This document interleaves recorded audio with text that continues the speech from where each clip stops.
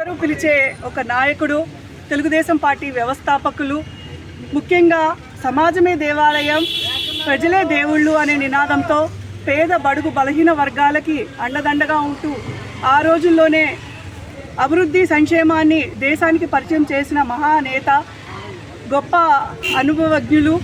ఇప్పటికీ 43 సంవత్సరాలుగా తెలుగుదేశం పార్టీ ఈ రకంగా ముందుకు సాగుతుంది అంటే ఆయన సంకల్ప బలం ఎంత గొప్పదో మనందరికీ తెలుసు. తెలుగు జాతి కీర్తి ప్రతిష్టలు నలు దిశలా వ్యాపింపచేసిన అన్న ఎన్టీఆర్ గారు మనందరికీ ఆదర్శనీయులు. అయితే అదే బాటలో 40 సంవత్సరాల నుంచి చంద్రబాబు నాయుడు గారు పార్టీని ఏ రకంగా ముందుకు తీసుకెళ్తున్నారో తెలుసు. 4 సార్లు ముఖ్యమంత్రిగా గెలిచి మనం చంద్రబాబు నాయుడు గారిని గెలిపించుకోవడం శుభపరిణామం.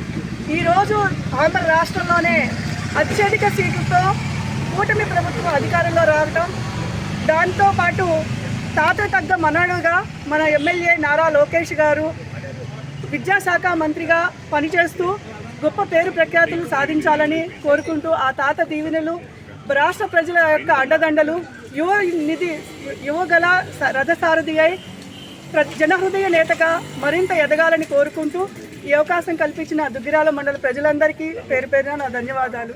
జోహార్ అన్న ఎన్టీఆర్.